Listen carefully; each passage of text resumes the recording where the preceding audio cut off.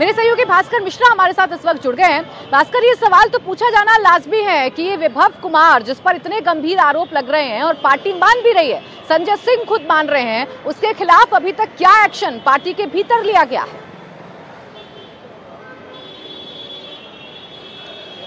प्राची, देखिए, आपको याद होगा सोमवार की सुबह हम लोग बात कर रहे थे, जब ये घटना हुई थी तभी हमने ये खबर दर्शकों को बताई थी। और उसके बाद से 30 घंटे के बाद अगर पार्टी के राज्यसभा के सांसद सामने आते हैं और ये बयान देते हैं तो ये मान के चलिए इस मामले का पार्टी स्तर पे पटाक्षेप हो चुका है।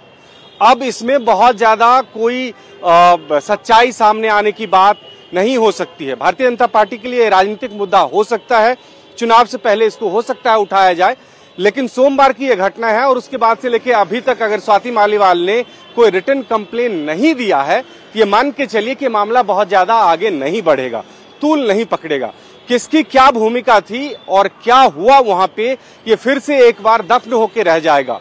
आप ऐसा मान के चलें कि अगर पार्टी ये मान रही है कि हाँ उनके साथ दुर्व्यवहार हुआ है, बदसलूकी हुई है, सीएम के आवास में ये सब हुआ है, तो इसका मतलब ये है कि पार्टी ने एक तरह से क्षमा याचना कर ली और ये मामला खत्म हो गया। आप इतना तक मान के चले, नहीं तो आज ये तीसरा दिन है, आज तक ये मामला तूल पकड़ लेता, पुलिस में कंप्लेन होती और उसका राजनीतिक मतलब कुछ और निकलता और राजनीतिक प्रभाव कुछ और होता।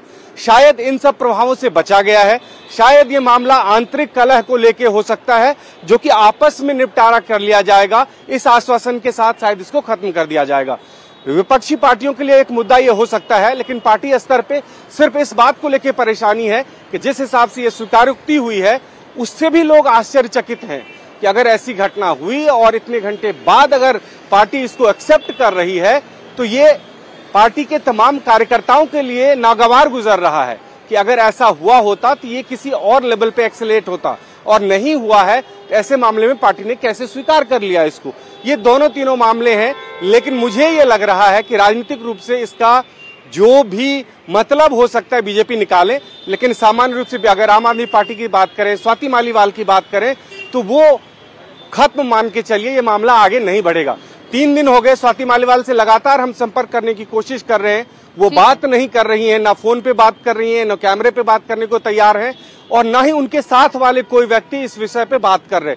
तो मैं ये कम से कम मान के चल रहा हूं कि इसका पटाक्षेप अब पार्टी स्तर पे हो चुका है।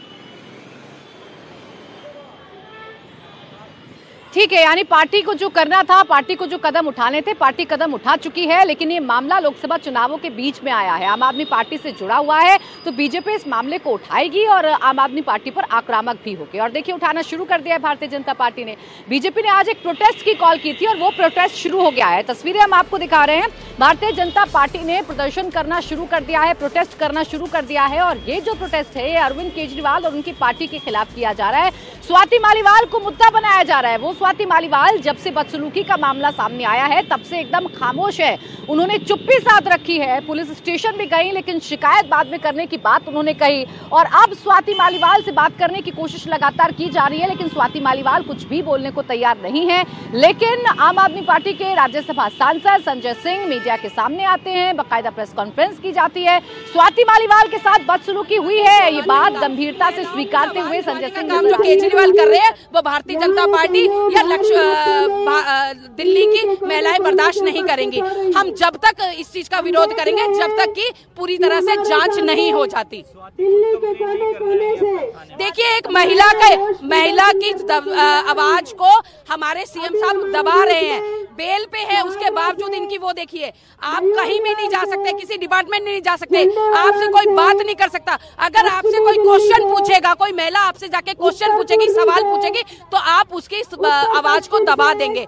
ये सिर्फ हम यही कहेंगे कि महिलाओं को दबाने का जो काम अरविंद केजरीवाल की सरकार कर रही है, अब उनका पर्दाफाश हो चुका है। दिल्ली की महिलाएं उनके विरुद्ध मैदान पे उतर चुकी हैं और आने वाले चुनाव में, विधानसभा की तो छोड़ो, विधानसभा में तो इनको आईना ही दिखाएंगे, इस चुनाव